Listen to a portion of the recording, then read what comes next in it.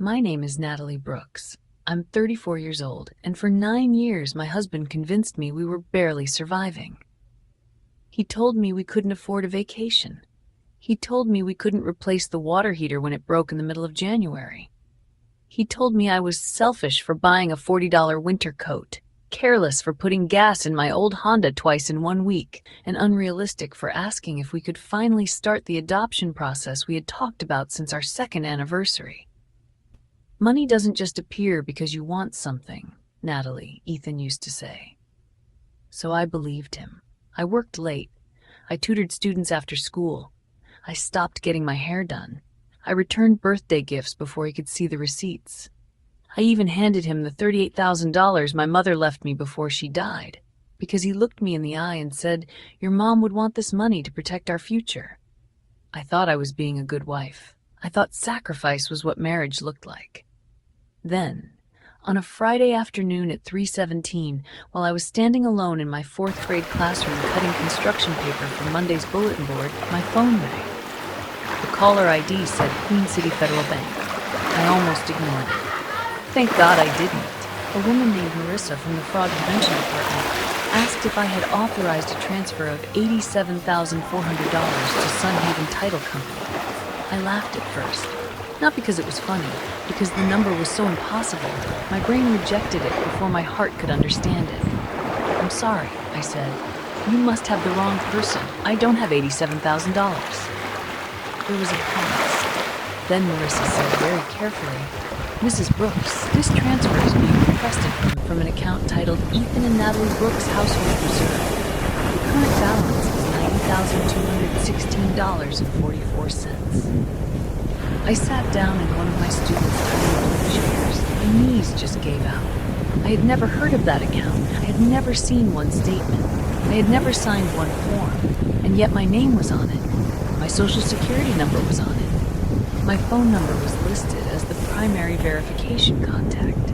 That was Ethan's mistake. For 14 months, my husband had hidden $90,000 while making me feel guilty for buying groceries that weren't on sale. For 14 months, he had watched me cry over bills he said we couldn't pay. For 14 months, he had let me believe my mother's final gift was gone. But it wasn't gone. It was sitting in a secret account, waiting to be transferred to a title company for a house I had never seen. A house that wasn't for me. 3 hours later, Ethan walked through our front door, pale, shaking, and furious. He didn't ask why I was crying. He didn't ask how much I knew. He looked at the frozen bank transfer on the kitchen table and said one sentence. "What did you do to my account?" That was when I realized my marriage had not been struggling. It had been staged, and my husband had been preparing his escape with my money. To understand why that phone call from Queen City Federal Bank shattered me so completely, you need to understand the kind of marriage I thought I had. My husband, Ethan Brooks, was not the kind of man people suspected. That was the most dangerous part. He didn't yell in public. He didn't drink too much at family barbecues. He didn't flirt openly with waitresses or embarrass me in front of friends. He was polished, calm, the kind of man who remembered people's birthdays, shook hands firmly, and always knew exactly what to say when someone asked how married life was going. "We're blessed," he'd say, putting one hand on my lower back like we were posing for a Christmas card, just building our future one step at a time. People loved that about him. My coworkers at Fairview Elementary called him responsible. My neighbor, Mrs. Holloway, once told me I was lucky to have a husband who thought long term. Even my mother believed it before she died. "Ethan seems steady," she told me the first Thanksgiving I brought him home. "That matters, Natalie. Pretty words fade. Steady men stay." I held on to that sentence for years, even when steady started to feel like control. Ethan and I met when I was 24. I was in my second year of teaching 4th grade in Charlotte, North Carolina, making barely enough to cover rent, student loans, and groceries. He was 27, working as a sales manager for a building supply company. He wore button-down shirts even on Saturdays and talked about 5-year plans like other men talked about football. On our 3rd date, he told me he wanted a wife, a home, and children someday. Not maybe. Not if things worked out. Someday. At 24, after growing up with a mother who worked double shifts as a nurse and a father who died before I was old enough to remember his voice, that kind of certainty felt like safety. So when Ethan proposed 2 years later on a quiet bridge in Freedom Park, with little lights strung through the trees and my mother crying into a napkin beside us, I said yes before he even finished the question. For the first few years, I thought we were happy. Not movie happy, real happy. The kind with grocery lists, laundry baskets, Sunday pancakes, and arguments about thermostat settings. We bought a modest 3-bedroom house in Matthews with gray shutters and a tiny backyard. Nothing fancy, but it was ours. Ethan handled the mortgage application because he understood numbers better than I did. At least that was what he said. "You're already carrying enough at school," he told me, kissing my forehead while I sat at the kitchen table surrounded by lesson plans. "Let me handle the financial side. That's what partners do." I wanted to believe that was love, so I let him. Every paycheck, I transferred most of my salary into our joint checking account. Ethan paid the bills. Ethan tracked the budget. Ethan filed the taxes. Ethan met with the mortgage broker, the insurance agent, the accountant. I knew the broad strokes: house payment, car insurance, utilities, groceries, credit cards. But whenever I asked to sit down and go through everything together, he smiled like I was a child trying to help with adult work. "Nat, it's boring and stressful. Why do you want to put yourself through that?" "Because I'm your wife," I wanted to say. "Because my name is on this house too. Because I work too." But instead I would shrug and say, "I just want to understand." And he would reach across the table, squeeze my hand and say, "You understand enough. Trust me. Trust me." Those 2 words built the cage around me so slowly I didn't notice the bars until they were already locked. The first time I felt ashamed about money was over a pair of shoes. They were plain black flats from Target, $32, bought because my old ones had split at the side and I was tired of hiding the tear with black marker.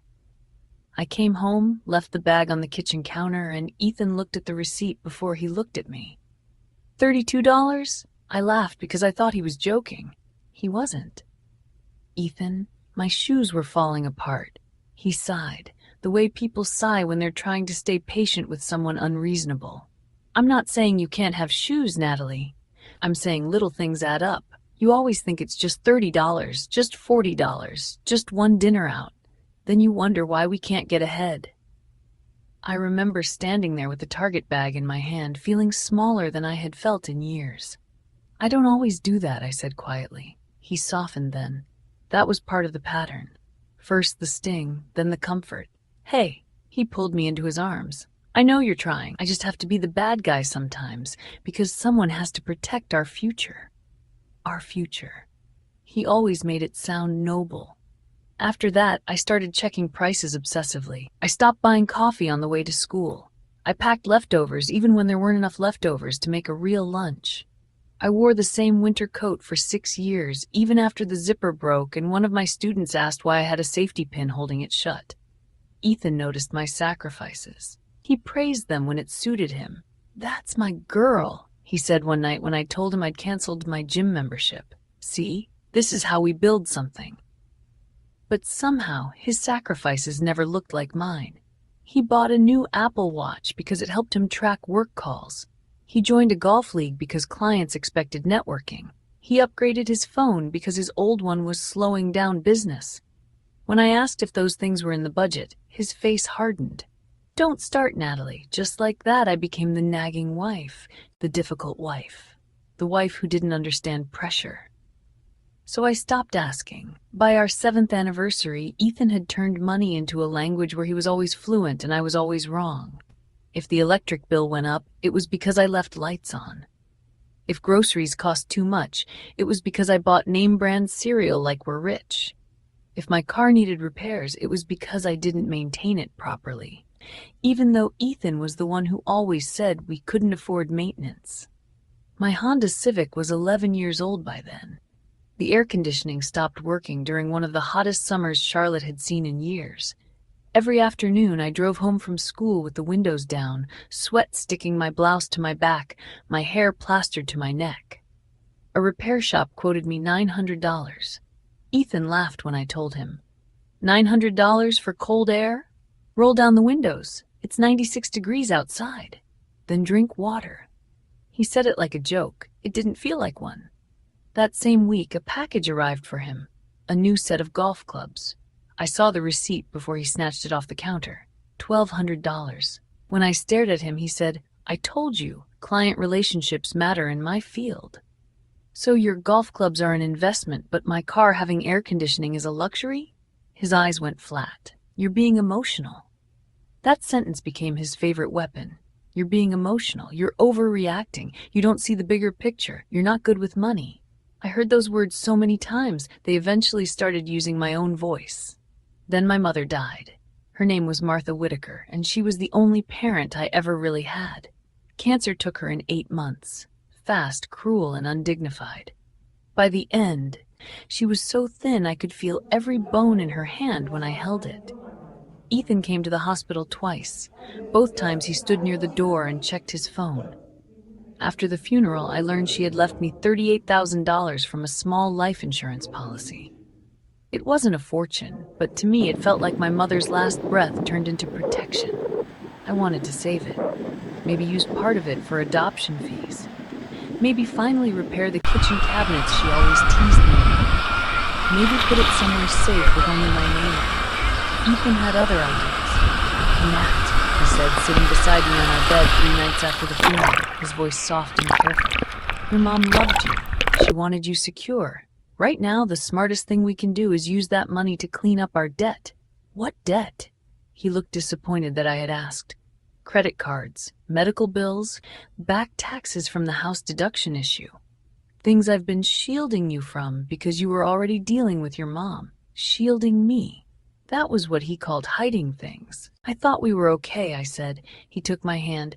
"We will be, because of this, because of her. Don't let her gift sit in an account doing nothing when it could give us a clean slate." I cried when I signed the transfer. Ethan held me and said I was doing the right thing. For months afterward, whenever I missed my mother, I told myself her money had helped us breathe, that it had paid down the past, that it had made our future safer. Then January came, and the water heater died. I found Ethan in the garage staring at it like it had personally insulted him. The plumber came at noon and gave us the estimate, $2,900. I waited until the plumber left before I said, "Could we use some of what's left from Mom's money?" Ethan turned slowly. There was no softness in his face. "What's left?" My stomach tightened. "You said we used it to pay down debt. I thought maybe there was some—" "It's gone, Natalie. Gone. Just like that." "All of it?" "Yes, all of it." His voice sharpened. "Do you think debt disappears with positive thinking?" I just asked. "No, you implied I mismanaged it." "I didn't. You did."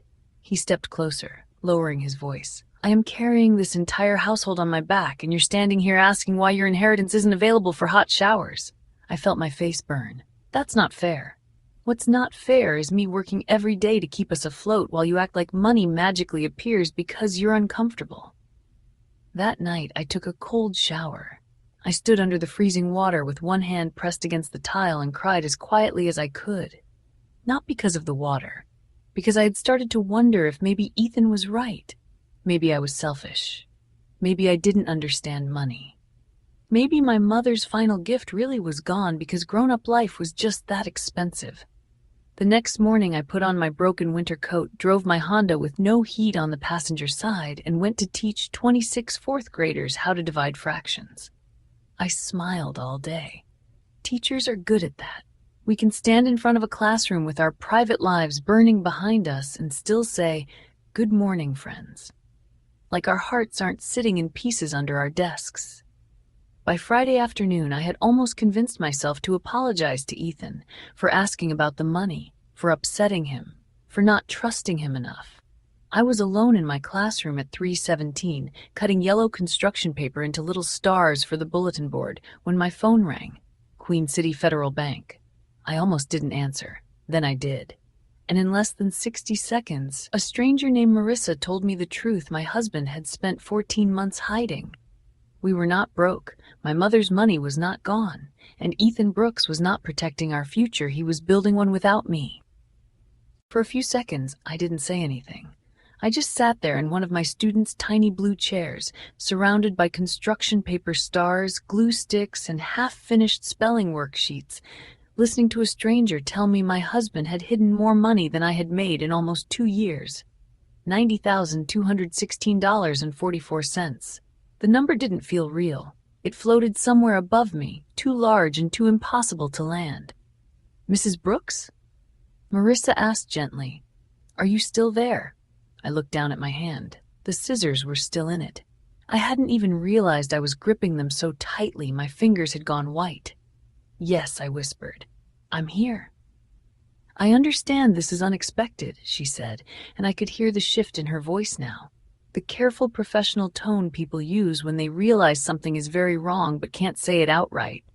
"Because your name is listed on the account, I can verify certain information with you. But first, I need to ask again. Did you authorize a wire transfer of $87,400 to Sunhaven Title Company?" "No." The word came out immediately. Not confused. Not uncertain. "No." "Did your husband discuss this transfer with you?" "No." "Were you aware this account existed?" I swallowed. "No."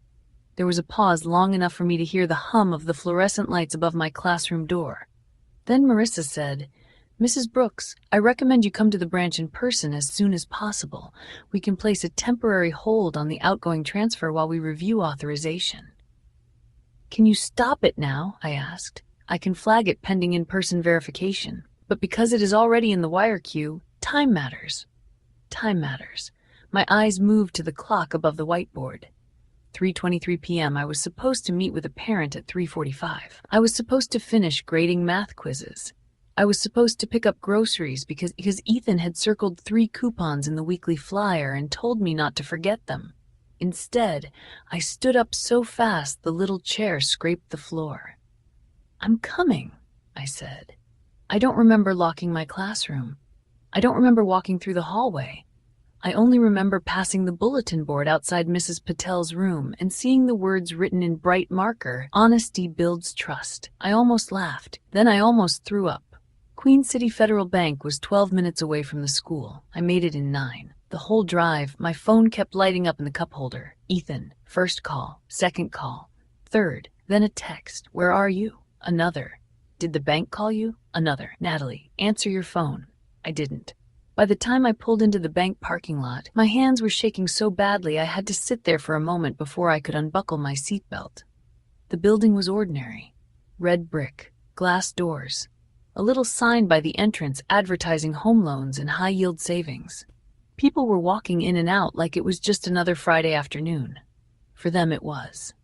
For me, it felt like walking into the place where my marriage would either be explained or destroyed. Marissa met me near the front desk.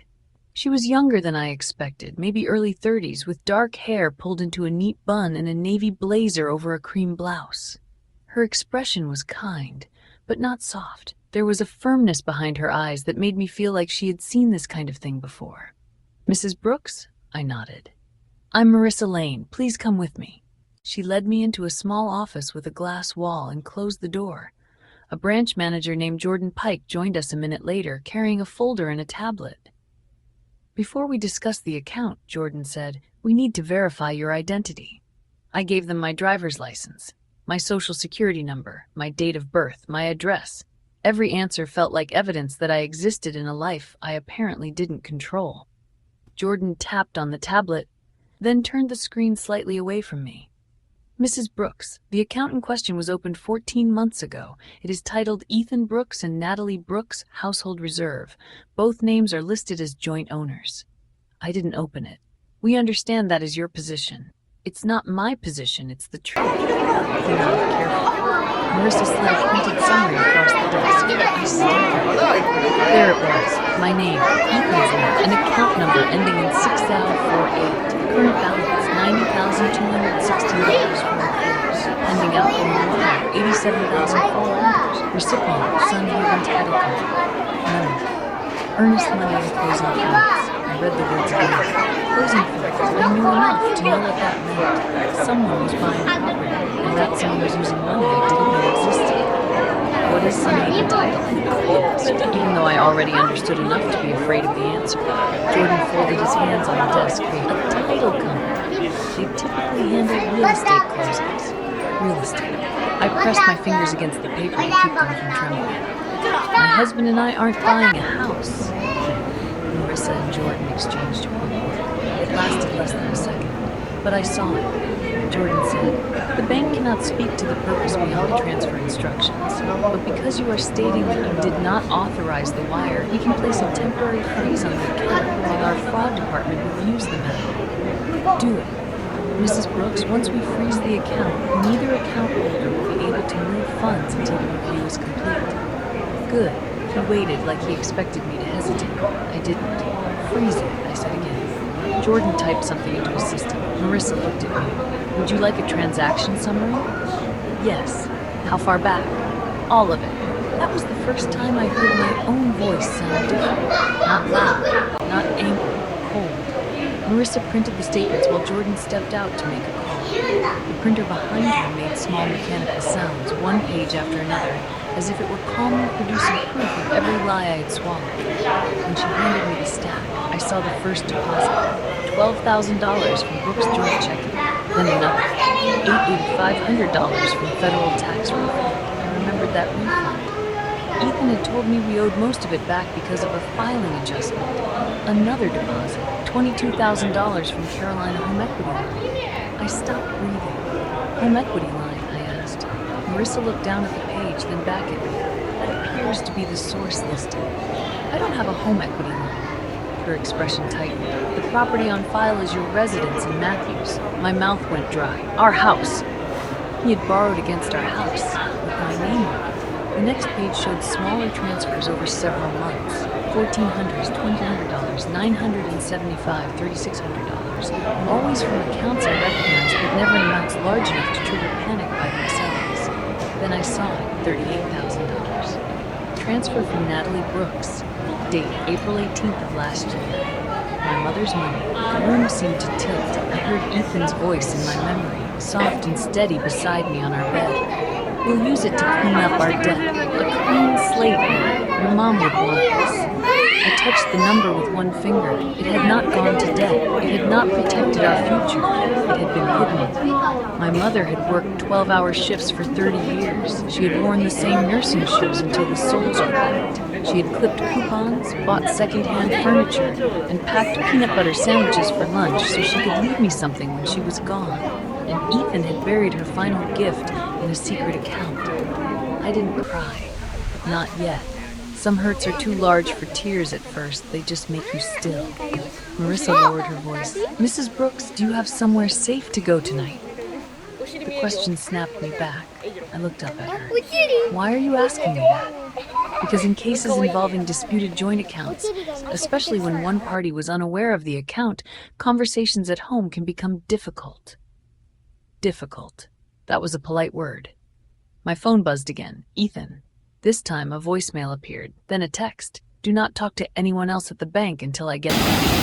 Another. "You don't understand what you're doing." Another. "Natalie, this is serious."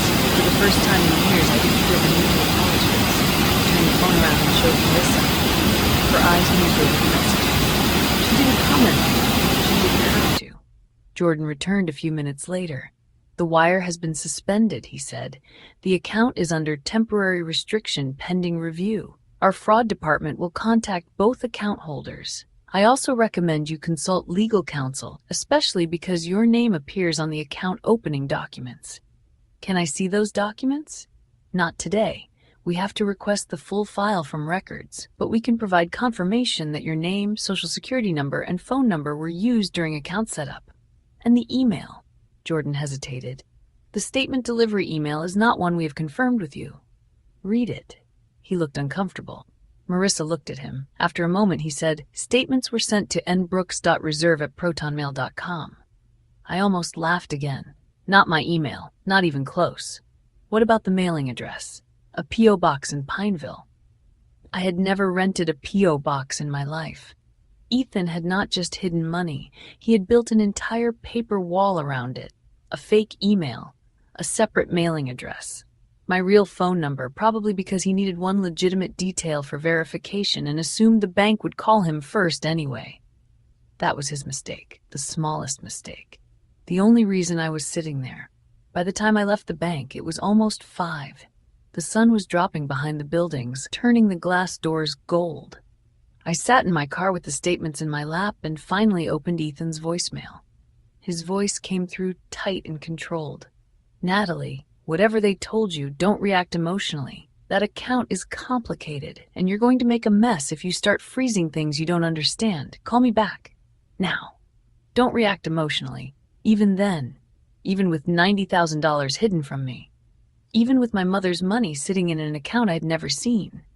Even with a wire transfer heading to a title company for a property I knew nothing about." He still thought the problem was my reaction. I drove home slowly, not because I was afraid of crashing, because every mile felt like it was taking me back to a stranger. The house looked the same when I pulled into the driveway. Gray shutters, porch light, the little planter box under the front window Ethan always forgot to water. For years I had thought of that house as proof we were building something.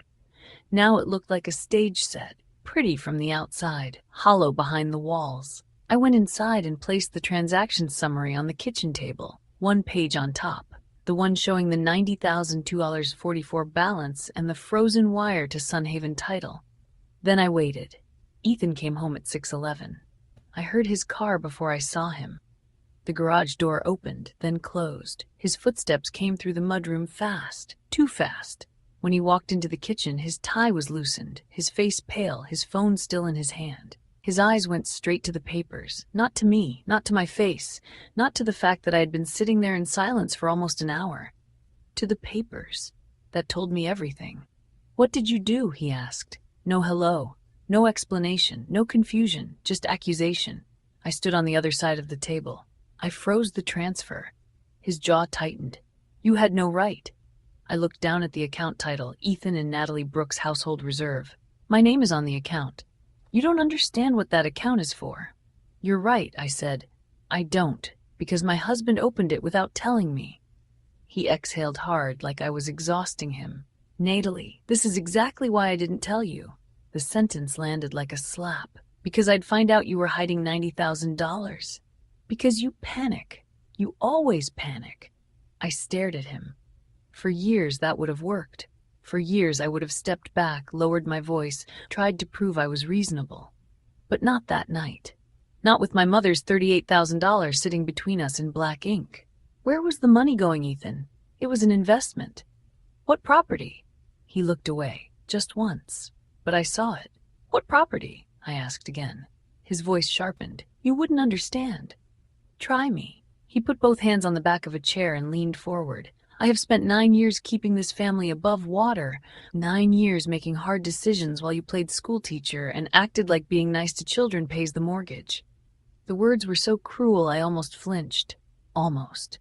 But then I looked at the statement again, at my mother's money, at the home equity deposit, at the wire transfer he had almost gotten away with.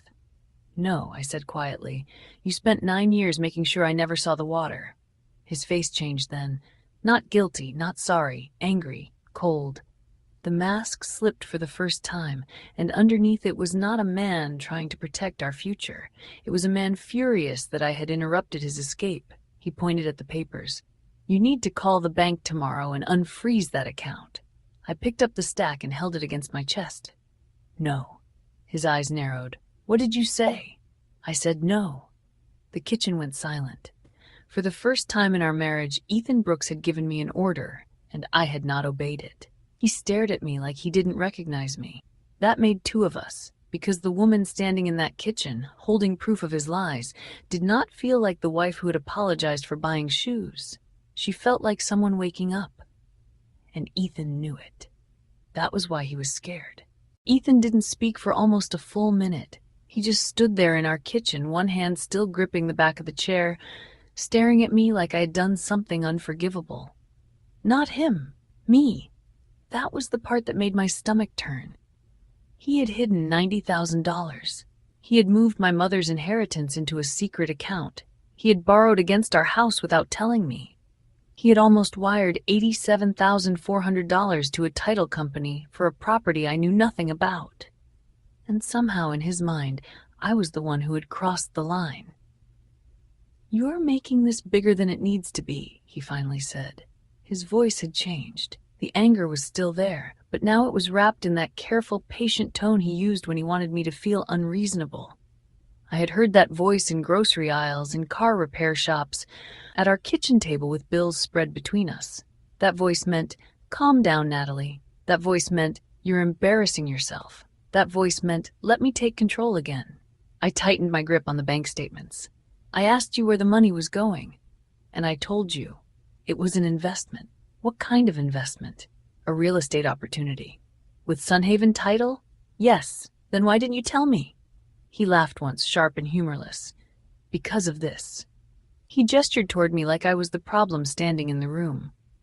Because you react before you think. Because you hear one number and suddenly you're freezing accounts and accusing me like I'm some criminal. You used my name. We're married. You used my social security number. We filed taxes together. You used my mother's money. His jaw tightened. That money was already part of our household finances. No, I said, it was mine. Something flashed in his eyes. Annoyance, not guilt, not regret, annoyance that I had dared to separate myself from him. Natalie, he said slowly as if speaking to a child, when people get married, they stop thinking like single people. Your money, my money, it becomes our money. Then why didn't I know we had $90,000? He looked away, just for a second, but I saw it again, that tiny crack. Then he recovered. Because I knew you would want to spend it. I actually blinked. On what? He threw one hand up. I don't know, repairs, adoption fees, school supplies, some emotional project you convinced yourself mattered more than long-term security. But the word adoption hit harder than I expected. For years, Ethan had been the one saying we weren't ready. Not enough savings, not enough stability, not the right time. And now I was standing in front of proof that the money had existed, that maybe we had been closer than I thought, that maybe the life I had been grieving quietly had not been impossible. It had been withheld. I set the bank statements down on the table. You let me think we couldn't afford to adopt. His face hardened. Don't twist this into something dramatic. You let me cry over that. You cry over a lot of things. The kitchen went very still. There are sentences that end arguments, not because they solve anything, because they show you exactly who you are standing in front of. I stared at him, and for the first time in 9 years, I didn't feel desperate to make him understand me. I understood him. That was worse. My phone rang on the table. Donna Brooks, Ethan's mother. He glanced at the screen and immediately said, "Answer it." I didn't move. "Natalie." "No." His nostrils flared. He picked up his own phone and stepped into the hallway. I heard his voice, low and urgent. I couldn't make out every word, but I heard enough. She froze it. "No, she doesn't understand. I told you using her number was a bad idea." My body went cold. "I told you." Not I told myself, I told you. Donna knew. I walked toward the hallway. Ethan saw me and stopped talking. Too late. His face gave him away before his mouth could. "Your mother knew about the account?" He ended the call without saying goodbye. "Natalie, don't start. Your mother knew?" "She knew I was trying to protect our future." "Our future or yours?" He stepped closer. "You need to be very careful right now." It was quiet when he said it. That made it worse. Not loud, not explosive, controlled. A warning dressed up as concern. Careful about what? About making accusations you can't take back. A laugh came out of me, but it sounded broken. "I have bank statements. You have numbers you don't understand. I have a home equity transfer I didn't authorize. You signed mortgage paperwork years ago. You probably forgot what you agreed to." There it was again, the old trick. Maybe you forgot. Maybe you misunderstood. Maybe you're emotional. Maybe you're not smart enough. Maybe reality is whatever I say it is. Before I could answer, his phone rang again. He looked at the screen, then ignored it. Donna called me next. This time I answered. "Natalie," she said before I could even speak, "you need to stop this nonsense immediately. No hello, no concern, just command." I looked at Ethan. He folded his arms. "What exactly did Ethan tell you?" I asked. "He told me you walked into a bank and embarrassed him over a private financial matter." "A private financial matter with my name on it? You are his wife. I'm not his signature." Donna went silent. For half a second, the whole room seemed to hold its breath. Then her voice turned colder. "Young women today ruin good marriages because they want control. Ethan has worked himself sick trying to build something stable for you, and this is how you repay him? Did you know about the secret account? That is not the point. It is exactly the point. You have always been dramatic, she said. Even when your mother died, Ethan said you became impossible to reason with. I felt the words like a slap. My mother had been dead for 2 years, and they were still using my grief as evidence against me. I looked at Ethan again. He didn't deny it. He didn't even look ashamed. I hung up. My hands were shaking now, but not from fear, from rage, the kind of rage that doesn't explode, the kind that sharpens. I want the account documents, I said. You're not getting anything. I already requested them. His expression changed. You what? Jordan said the full file has to come from records. I asked for it. For the first time that night, Ethan looked genuinely scared. Not angry, scared. That told me there was something worse inside those documents. I slept in the guest room that night. Actually, I didn't sleep. I sat on the bed with my laptop open and did the first thing I should have done years earlier. I checked my credit report. My hands moved slowly at first, like part of me was afraid the screen would punish me for looking. I entered my information, answered identity questions, waited for the report to load. There were the usual accounts: mortgage, car loan, almost paid off, joint credit card. Then I saw it. Carolina Home Equity Line of Credit. Opened 10 months earlier. Credit limit $30,000, balance $22,000. Borrowers Ethan Brooks and Natalie Brooks. I stared at the screen until the words blurred. I had never applied for it, never signed for it, never even known it existed. Ethan had borrowed against our house and attached my name to the debt. I took screenshots, saved PDFs, emailed copies to a new account I created on the spot, one Ethan didn't know existed. Then I called Rachel Simmons. Rachel had been my best friend since college and now worked as a paralegal for a family law firm downtown. She answered on the 4th ring, voice thick with sleep. Nat, it's almost midnight. Are you okay? No. That was all I managed before my voice broke. She was awake instantly. What happened? I told her everything. The bank call, the $90,000, the frozen wire, the home equity line, the fake email, the P.O. box. Donna, Ethan's threat. Rachel didn't interrupt once. When I finished, she said, listen to me very carefully. Do not sign anything. Do not agree to anything. Do not leave the house unless you feel unsafe. Change your email passwords tonight. Check every financial account you can access. Photograph every document. Screenshot every text, and tomorrow morning you are calling a lawyer. A divorce lawyer? A divorce lawyer. A fraud attorney if needed. Maybe both. The word divorce landed heavily in the room. 9 years of marriage. One word. I looked around the guest room at the old dresser, the folded blankets, the framed wedding photo Ethan's mother had insisted we keep on the wall. In the photo, Ethan was smiling at the camera. I was looking at him. That was the whole marriage, really. He always knew where the camera was. I was always looking at him. The next morning, Queen City Federal called back. It was Jordan. Mrs. Brooks, we received partial records from the account opening file. My heart began to pound. And there is an electronic signature attached to your authorization. I didn't sign it. I understand. I'm not saying you did. I'm saying there is a signature image on file. Can you send it to me? We can provide it through secure portal access. 10 minutes later, I opened the file. There it was. Natalie Brooks, my signature. But not from that document. I knew that signature. The loop of the N, the slight break in the B, the little upward slant at the end. It was from our original mortgage paperwork. I remembered because the loan officer had made me sign the same stack of documents so many times my hand cramped. Ethan had joked about it afterward. Your signature looks like it gave up halfway through. Now that same signature was sitting on a bank form dated 14 months ago. Copied, reused, stolen. I saved the document, printed it, put it in a folder. For once, I didn't confront Ethan immediately. That was new for me. Usually I rushed to him with my hurt in both hands, begging him to explain it in a way that made it less painful. Not this time. This time I started building a file. By noon, I had bank statements, credit reports, screenshots, Ethan's text, Donna's call log, the fake email address, the P.O. box, and the copied signature. By 2, Rachel had sent me the name of an attorney, Olivia Grant. Family law, financial misconduct, high conflict divorce. I stared at the number for 10 minutes before calling. The receptionist said Olivia was booked for 3 weeks. I said my husband opened a secret account in my name and tried to wire $90,000 to a title company. I was put on hold. 30 seconds later, the receptionist came back. Miss Grant can see you Monday morning at 9. That evening, Ethan acted calm. Too calm.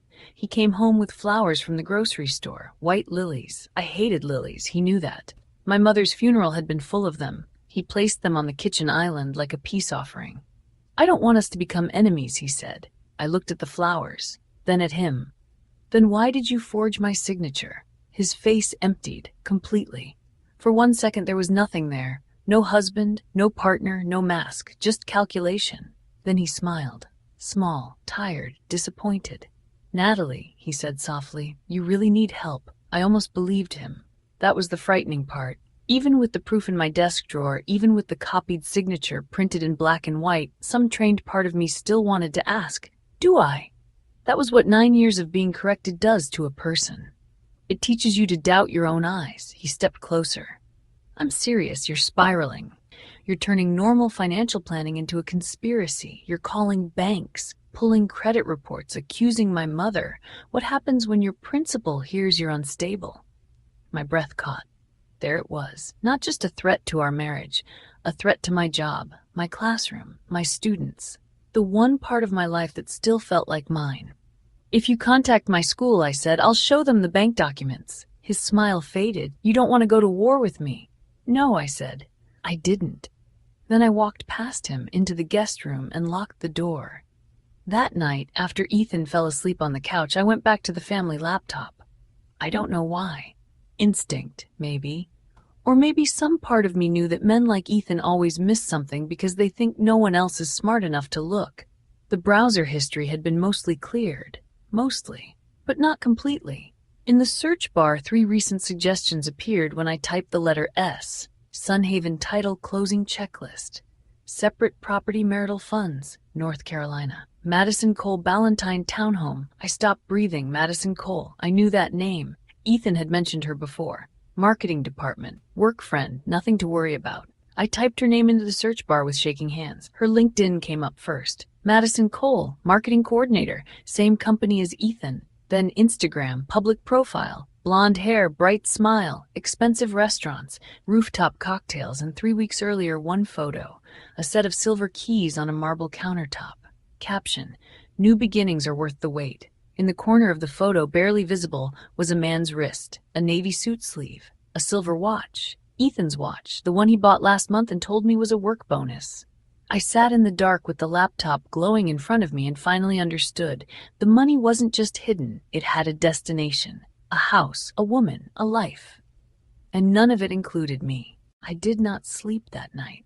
I sat on the floor of the guest room with the laptop balanced on my knees and Madison Cole's Instagram open in front of me, staring at that photo until my eyes burned. Silver keys on a marble countertop, a caption about new beginnings, and Ethan's watch in the corner. Not his face, not his hand fully visible, just enough. That was what made it cruel. For 9 years I had trained myself not to notice things. The extra cologne before late meetings. The way he turned his phone face down during dinner. The sudden interest in going to the gym before work. The work trips that somehow always started on Friday afternoons. Every time a small part of me questioned something, Ethan's voice rose inside my head before my own could. You're being emotional. You're insecure. You always look for problems. So I had looked away. But that night, in the dark guest room, with $90,000 hidden dollars, a frozen wire transfer, and Madison Cole's new beginning glowing on my screen, I finally stopped looking away. I took screenshots of everything. The keys, the caption, the date, the watch, Madison's LinkedIn profile, her job title, her connection to Ethan's company. Then I searched for Sunhaven Title Company and Madison Cole together. At first, nothing obvious came up. Then I found a public real estate listing in Ballantine, a neighborhood Ethan had once called too expensive for people like us. A 3-bedroom townhome, white brick, black shutters, open kitchen, 2-car garage, pending sale. The listing did not show the buyer's name, but the property description said the closing was being handled through Sunhaven Title. Price, $436,000. I stared at that number for a long time. For years, Ethan had told me adoption was too expensive, that replacing my car was irresponsible, that repairing the water heater would set us back months. But somehow, he was ready to put nearly $90,000 toward a townhome in Ballantyne. Not with me, with her. By 6 in the morning, I had a folder on my desktop titled Evidence. Inside were subfolders: bank account, credit report, home equity line, texts from Ethan, Donna, Madison, Sunhaven. It looked organized. I did not feel organized. I felt like every room in my mind had been ransacked. At 7:12, Rachel texted me. "Did you sleep?" I typed back, "No. I found the woman." Her reply came immediately. "Do not contact her yet." I stared at the message. Too late. Because while part of me knew Rachel was right, another part of me needed to hear Madison's voice, needed to know whether she knew, needed to know if I had been the only fool in this story or just the last one to be informed. I typed one sentence. "I know about Sunhaven Title. I know where the money came from. I sent it before I could lose my nerve." Then I waited. 9 minutes later, my phone rang. Unknown number. I answered on the second ring. "This is Madison," a woman said. Her voice was younger than mine. Smooth, carefully defensive. "Natalie Brooks," I said. A short silence. Then she sighed. "Look, I don't know what Ethan told you, but I don't want drama." I almost smiled. Drama. That was what women like Madison called pain when it belonged to someone else. "You're buying a townhome in Ballantyne," I said. "I don't see how that's your business." "With my money, it is." Another silence. This one was longer. Then she said, "Excuse me?" "Ethan tried to wire $87,400 from a secret account with my name on it to Sunhaven Title yesterday." Her breathing changed, just slightly. "He said that was his investment account. He lied. He said you two were basically separated. We had dinner together at our kitchen table last night. He said you knew. I didn't know the account existed until the bank called me." Madison did not answer. For the first time, the confidence slipped from her voice. "He told me it was his money," she said finally. "Did he also tell you 38,000 of it came from my dead mother's life insurance?" Nothing. Not even breathing for a second. "He told me," she said slowly, "that you were unstable about money, that he had to keep things separate because you spent recklessly." I looked down at the frayed sleeve of the sweatshirt I had owned since college. Of course he had. Of course that was the story. The careless wife, the unstable wife, the emotional wife, the woman who could not be trusted with facts. "He told you what he needed to tell you," I said. Madison's voice hardened, maybe because guilt was too uncomfortable and anger was easier. "That's between you and Ethan. I'm not part of your marriage. You became part of my marriage when my husband tried to use my name, my credit, and my inheritance to buy you a house. I didn't know. Now you do." I hung up before she could say anything else. My hands were shaking. Not because I was afraid of Madison, because some part of me had hoped she would be cruel. Cruel would have been simple. Cruel would have given me one clean enemy. But confusion in her voice meant Ethan had built lies in every direction. He had not just betrayed me, he had constructed an entire alternate reality where everyone played the part he assigned them. I was unstable. Madison was the future, Donna was the loyal mother, and Ethan was the man smart enough to manage all of us. At 8:31, Ethan called. I let it ring. At 8:32, he called again. Then came the text. "What did you say to Madison? Answer me. You had no right to involve her. Natalie, you are making this worse for yourself." That last line made me cold. Not for us, for yourself. At 9, I was sitting in Olivia Grant's office downtown. Rachel had warned me that Olivia was direct, but I still wasn't prepared for the way she looked at documents. She did not gasp. She did not soften her face. She simply read each page like she was assembling a weapon. She was in her mid-40s, with silver threaded through her dark hair and glasses she kept low on her nose. Her office was neat but not warm. No family photos, no inspirational quotes, just files, law books, and a framed print that said, "Facts first." I liked her immediately. When I finished telling her everything, she leaned back in her chair and removed her glasses.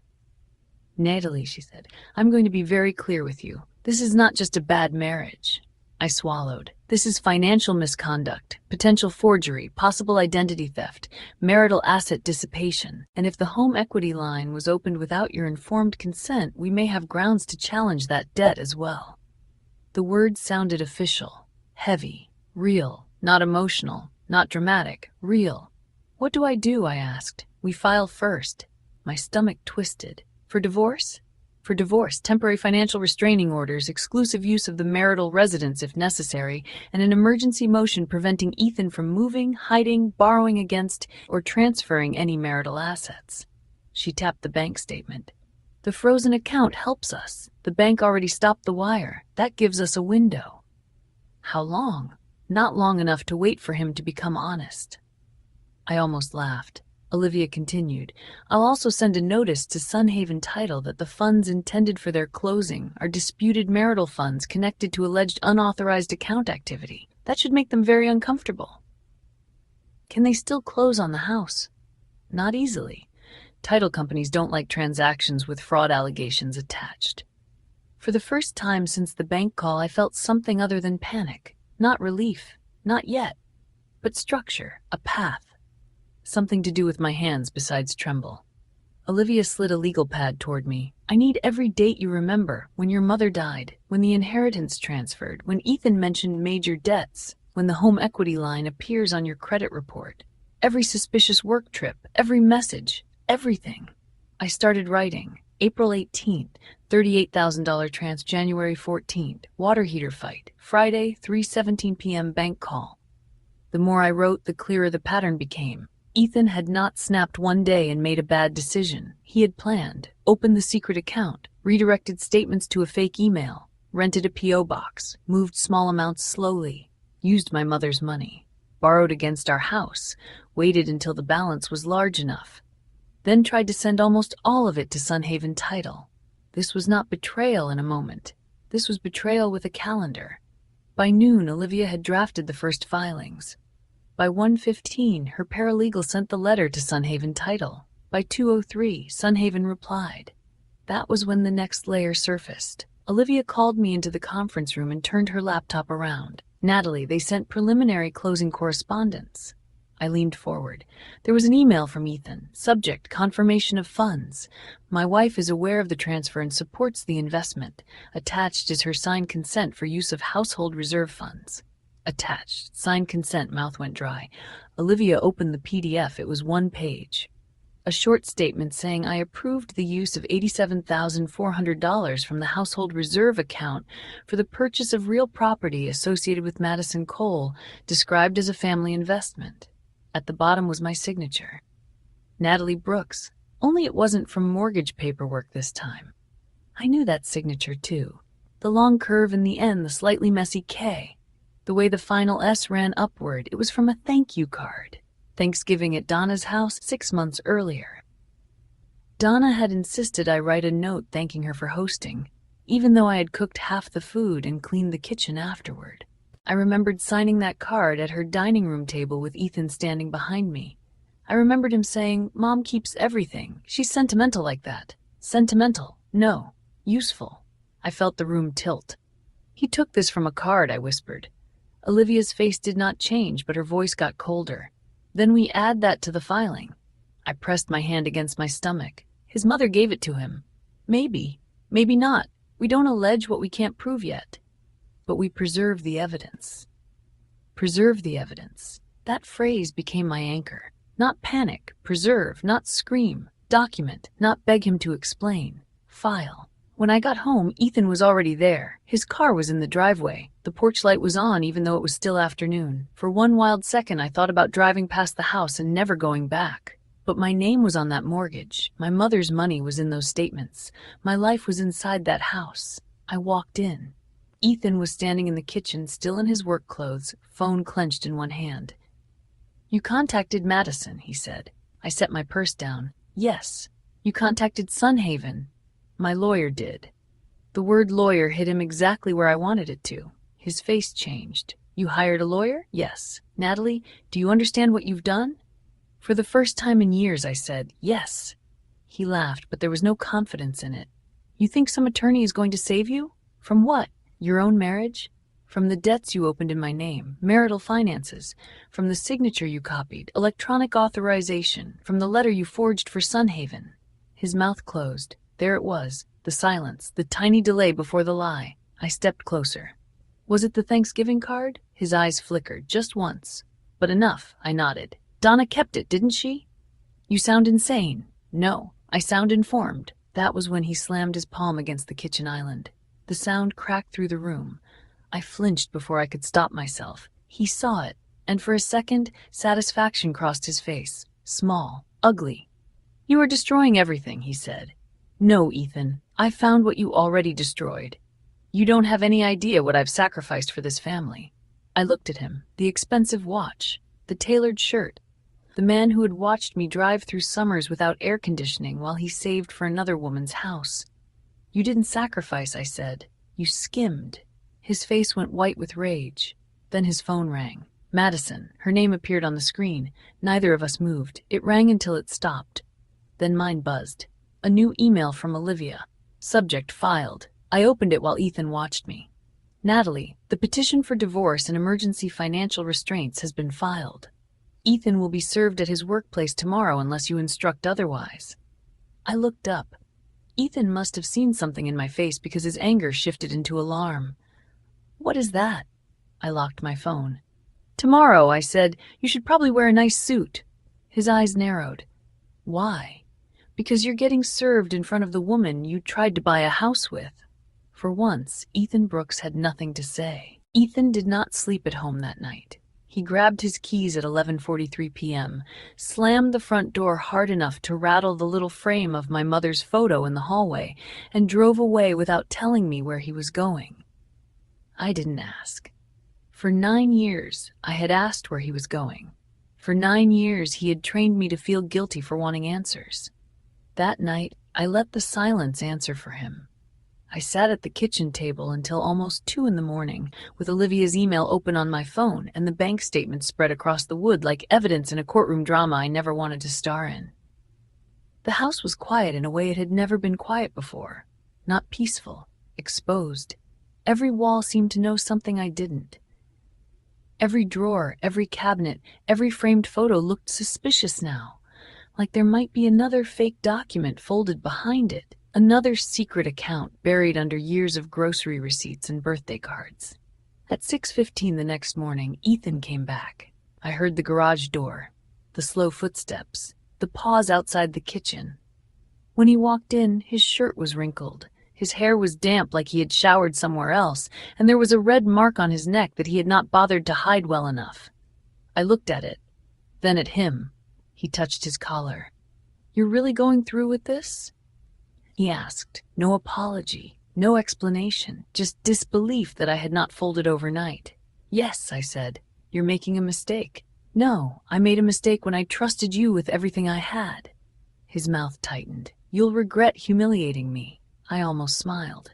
That was the first honest sentence he had said in days, because that was what scared him. Not losing me, not hurting me, not stealing from me, humiliation, the possibility that people would see behind the polished husband mask. At 8:04 a.m., Ethan left for work in his Navy suit, the one he wore when he wanted people to think he was untouchable. At 10:17, Olivia texted me. Served. One word. That was all. But I sat down when I read it. Later, Rachel found out the details from someone she knew at Ethan's company. The process server walked into the lobby of Lawson Ridge Building Supply and asked for Ethan Brooks. Ethan was standing near the glass conference room with Madison Cole and 2 other employees, holding a coffee cup and laughing at something on his phone. The process server said, "Ethan Brooks?" Ethan turned. "Yes? You've been served." He tried not to take the envelope at first. Apparently, he actually put both hands in his pockets like a grown man could make legal papers disappear by refusing to touch them. But the server placed the envelope on the reception desk and said loudly enough for everyone nearby to hear, "Petition for divorce, emergency financial restraining order, and notice of temporary hearing." Madison went pale. Ethan reached for the envelope then. Too late. People had heard. In an office, people always hear the words they're not supposed to hear. Divorce, financial restraining order, emergency hearing. By 10:29, Ethan called me 6 times. I did not answer. By 10:41, the text started. "You had me served at work? Are you insane? Do you know what this looks like? You are trying to ruin my career." I typed one reply. "You used my signature to buy a house with another woman. Then I turned off notifications. The temporary hearing was scheduled for the next morning at the Mecklenburg County Courthouse. I wore the only black dress I owned that still fit properly and a gray coat with a broken button. I almost laughed when I put it on because I remembered Ethan telling me last winter that a new coat was not a priority. Apparently, neither was honesty. Olivia met me outside courtroom 4B with a leather folder under one arm. "You ready?" she asked. "No." "Good. Ready is overrated. Documented is better." Inside the courtroom, Ethan sat with his attorney, a clean-shaven man in an expensive suit who looked like he charged by the minute and smiled only when billing someone. Donna sat directly behind Ethan, wearing pearls and an expression of wounded motherhood. The kind of face women make when they want the world to know their son is being persecuted. Madison was not there. I noticed that immediately. So did Ethan. He kept glancing at the door like he expected her to walk in and prove something for him. She never did. When our case was called, Olivia stood first. "Your Honor, we are requesting continuation of the freeze on the Queen City federal account, temporary exclusive use of the marital residence for my client, and an order prohibiting Mr. Brooks from transferring, borrowing against, concealing, or dissipating any marital assets." Ethan's attorney stood. "Your Honor, Mr. Brooks disputes the characterization of these funds. The account in question was created as part of long-term financial planning. My client has been the primary financial manager during the marriage, with Mrs. Brooks's knowledge and consent. Knowledge, consent." Those words made my skin crawl. Olivia opened her folder. "We have bank records showing statement delivery to an email address my client did not create, a P.O. box my client did not rent, a disputed electronic signature, a home equity line of credit my client states she never authorized, and a pending wire transfer of $87,400 to a title company for a property associated with Madison Cole, who is not a party to this marriage." The judge looked over his glasses at Ethan. "Mr. Brooks, were you attempting to send marital funds to a title company for a property connected to another woman?" Ethan leaned toward his microphone. "It was an investment opportunity." The judge did not blink. "That was not my question." Ethan's attorney touched his arm, but Ethan kept talking. "My wife doesn't understand real estate. She becomes emotional around money. I was trying to make a decision that would benefit both of us eventually." The judge looked at Olivia. "Do you have documentation that Mrs. Brooks approved this transfer?" Olivia held up one page. "Mr. Brooks submitted a signed consent letter to Sunhaven Title. My client denies signing it. We believe the signature was copied from a personal card." Donna shifted behind Ethan, just slightly. I saw it. Olivia saw it too. The judge reviewed the page, then the bank records, then the transaction summary. After 10 minutes, he issued the order. The account would remain frozen. Ethan was prohibited from transferring or hiding assets. All financial records from the past 3 years had to be produced within 10 days. The home equity line would be reviewed, and Ethan had to vacate the marital residence temporarily within 14 days unless the parties agreed otherwise. Donna gasped. Ethan stared at the table. I sat very still, not because I wasn't feeling anything, because if I moved, I thought I might collapse. Outside the courtroom, Donna caught up to me near the elevators. Olivia was a few steps ahead, speaking to Rachel on the phone. Ethan was behind us with his attorney. Donna grabbed my arm. Hard. "You selfish little girl," she hissed. I looked down at her hand on me. "Let go. You have no idea what you've done. Ethan built that money because you were too useless to manage a household." "Donna, let go of my arm. You were never good enough for him. My son should have left you years ago." I pulled my arm back. She slapped me. The sound cracked across the courthouse hallway. People turned. A security officer looked up. For 1 second, Donna looked as shocked as I felt. Then Olivia was beside me. "Do not touch my client again." Donna's face went white. She provoked me." Olivia pointed toward the ceiling. "There are cameras in this hallway." That was when Donna's mouth closed. The officer came over. Olivia made a report. I stood there with my cheek burning, embarrassed and furious and strangely calm, because Donna had just done in public what Ethan had done privately for years, punished me for not obeying. By the time I got home, there were already messages from relatives on Ethan's side. Donna had moved fast. "Your poor husband. Marriage should be private. Ethan's mom said you attacked her in court. I deleted none of them." Screenshots first, then silence. At 4:06 p.m., an email arrived from an address I didn't recognize. Subject: Madison Cole. For a moment I couldn't open it. Then I did. Natalie, I didn't know the money came from you. I didn't know you were unaware of the account. Ethan told me you were emotionally unstable, that you two had been living separate lives, and that the money was his from bonuses and investments. I'm attaching screenshots. I'm not doing this for you. I'm doing this because I will not be dragged into fraud. Madison. There were 17 screenshots. I opened the first one. Once I move the money, she can't touch it. Are you sure she won't find out? Natalie never checks anything. She signs where I tell her to sign. Third, what if she asks about the account? She doesn't know it exists. Fourth, Ethan, by the time she understands the paperwork, the house will be ours. I read that sentence 5 times. By the time she understands the paperwork, there it was. The whole marriage reduced to one ugly belief. He thought I was too trusting, too tired, too trained, too stupid. I forwarded everything to Olivia. Her reply came 11 minutes later. This is very helpful. Do not respond to Ethan tonight. I almost laughed, because Ethan was already calling. Again and again. At 7:30, he left a voicemail. His voice was different now, not angry, desperate. Natalie, Madison is lying. She's trying to protect herself. You know me. You know I would never intentionally hurt you. Please call me. We can fix this before it gets worse. We can fix this. That meant, help me bury it.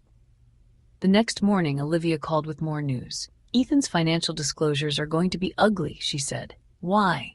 We ran a preliminary review based on your credit report. There are 2 credit cards with authorized user activity tied to your social security number. Did you open a Platinum Horizon Visa last year? No. Did you authorize charges at hotels in Asheville, Charleston, and Savannah? My hand tightened around the phone. No. Then we add that to the list. How much? $14,682. I sat down on the edge of the bed. $14,000. Not for bills, not for emergencies, hotels, restaurants, weekend trips with Madison, on cards connected to my name. For the first time since this started, shame hit me harder than anger. Not because I had done anything wrong, because I had believed him so completely. I had clipped coupons while he took another woman to hotels. I had driven without air conditioning while he bought cocktails in Charleston. I had apologized for asking about money while he built a life on stolen trust. That afternoon, Ethan asked to meet. 1 message, please. 30 minutes. Public place. I'll sign whatever Olivia wants. I just need to talk to you. Olivia told me not to go. Rachel told me absolutely not. I went anyway. Not alone. Rachel sat 2 tables behind me at the coffee shop where Ethan and I had our first date 10 years earlier. The place looked smaller than I remembered. Or maybe I had grown.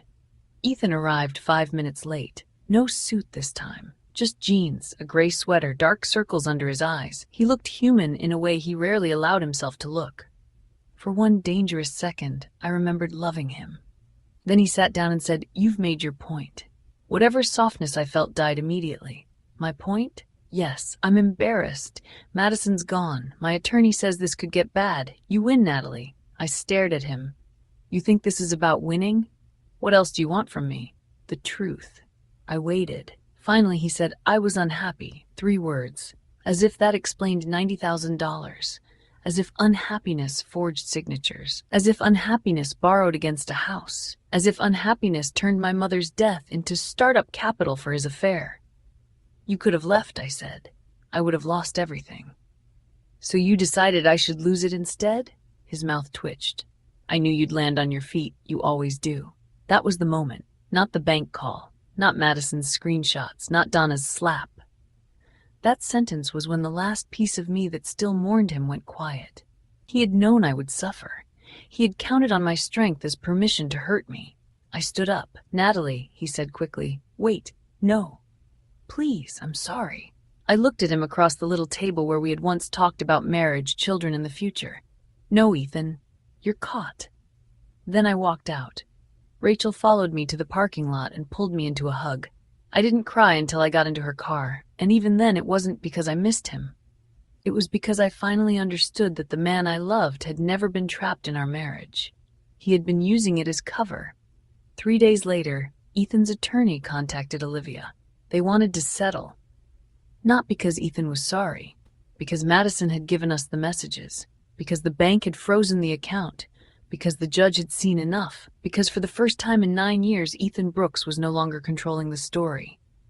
The paper was.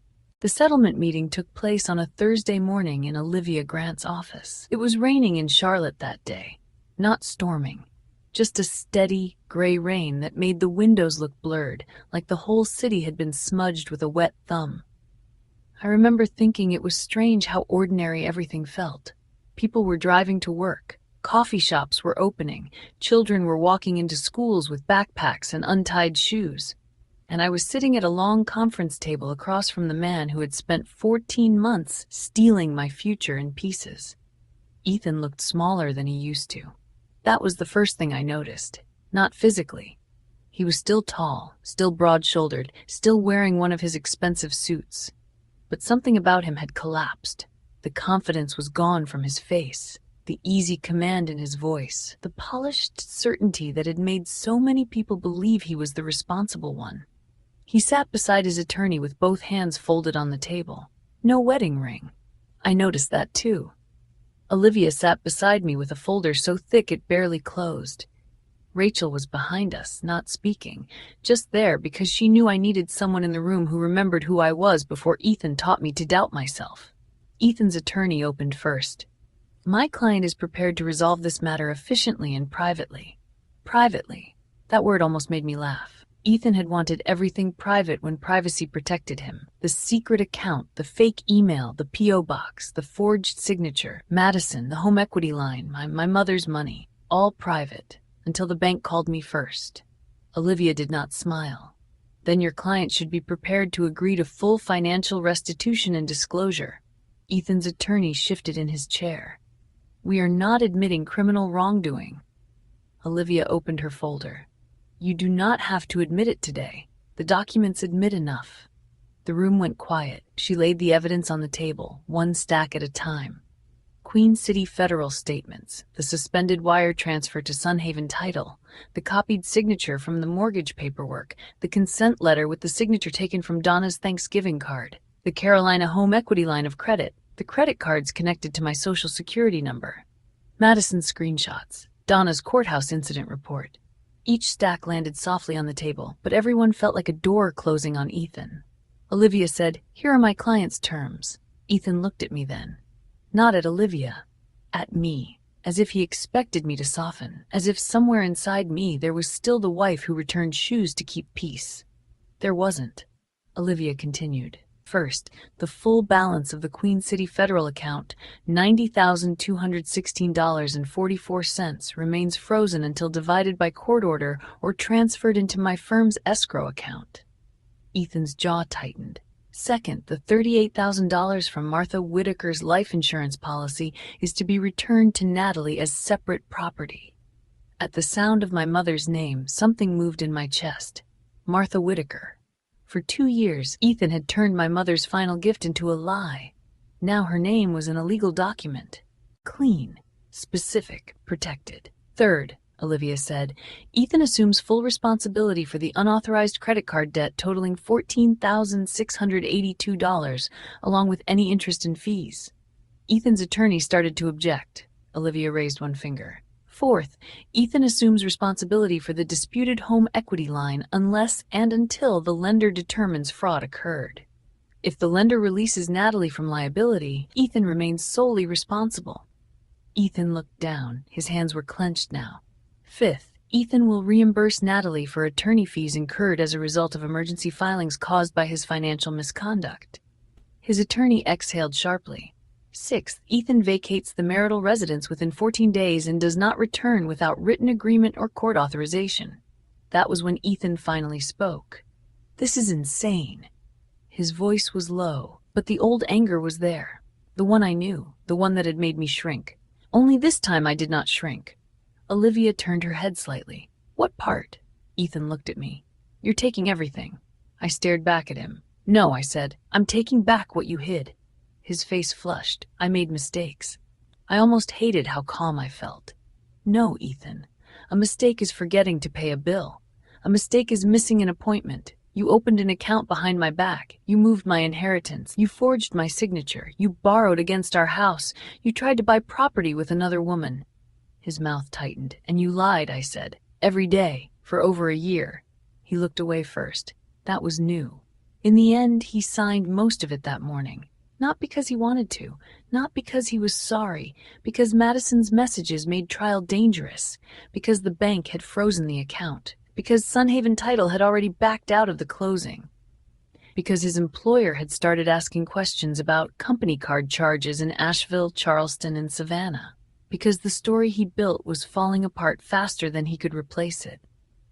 2 weeks later, Ethan moved out. He did not take much at first. Clothes, his laptop, his golf clubs, the espresso machine he had bought after telling me my car repair was too expensive. He left behind the wedding photo. I found it in the hallway closet, face down under a stack of old tax folders. For a long time I stood there holding it. In the picture I was 26, soft-eyed, smiling at him like he had hung the moon. Ethan was smiling at the camera. Of course he was. I almost threw it away. Then I didn't.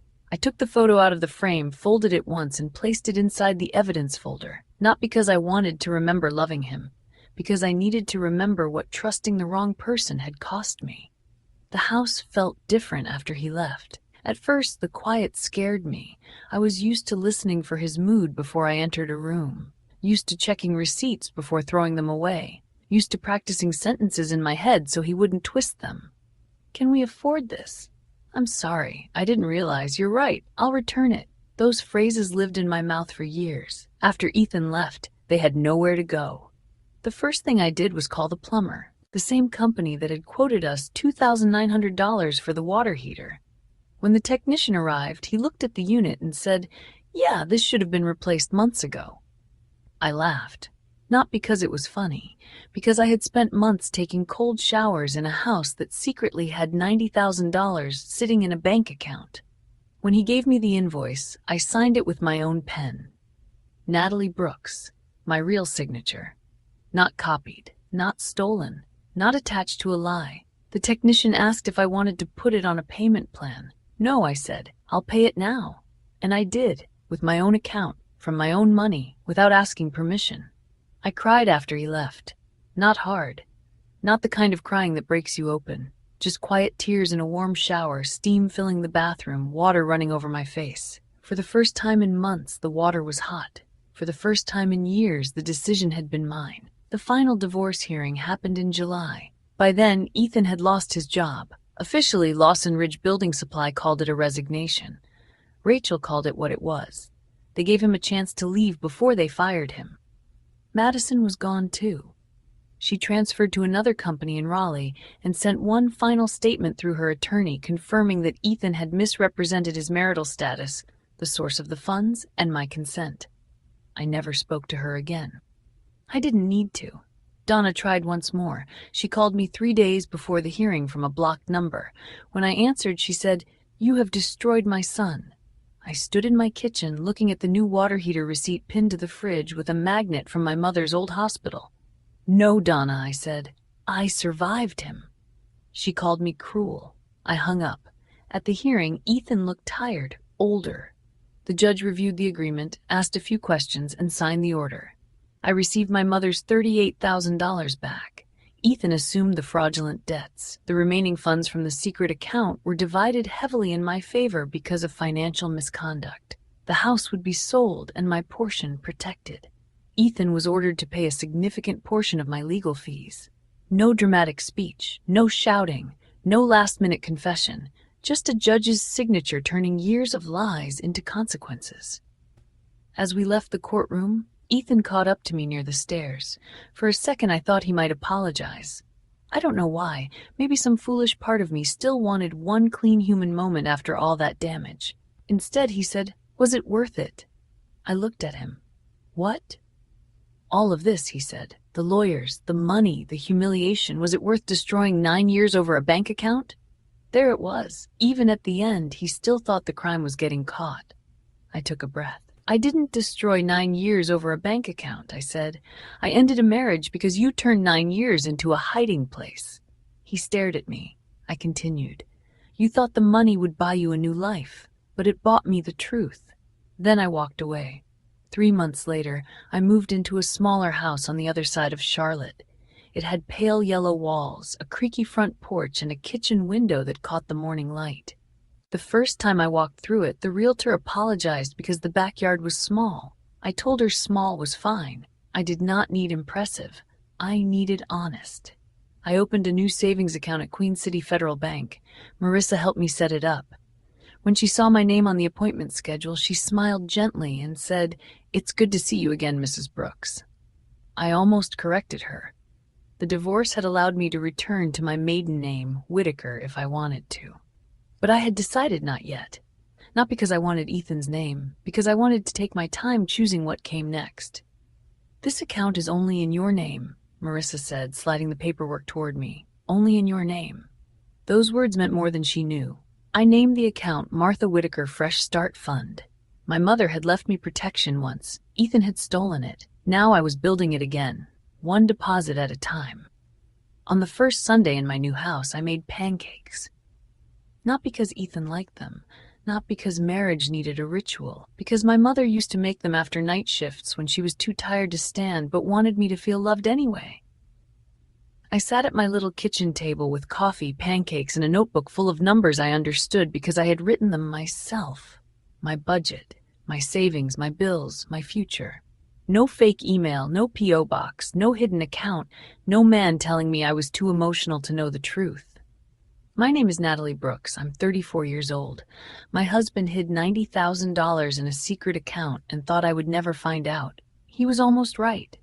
For years, he made me believe I was careless, dramatic, and bad with money. But he made one mistake. He put my phone number on the account. And when Queen City Federal called me first, the life he had built in secret started collapsing before he could move a single dollar. He lost the money. He lost the house he tried to buy. He lost Madison. He lost his job. He lost the version of himself he had sold to everyone else. And me? I lost a marriage that had been lying to me. But I got back my mother's gift. I got back my name on my own accounts. I got back hot water, quiet mornings, and the right to ask questions without being punished for the answers. That is not just divorce. That is not just survival. That is freedom, the kind that starts with one phone call. One frozen transfer. One woman finally realizing that trust should never require blindness. Ethan used to say money didn't just appear because I wanted something. He was right. Money doesn't, but truth does. Sometimes it appears as a number on a bank statement, sometimes as a signature you know you never gave, sometimes as a stranger's voice on the phone saying, "Mrs. Brooks, did you authorize this transfer?" And sometimes, if you are brave enough to listen, it appears as the first clear thought you have after years of being controlled. "No, I did not authorize this. No, I will not apologize for finding out. No, you do not get to steal from me and call it love. That was the first word that saved me." No, and every day after that, I built a life around it.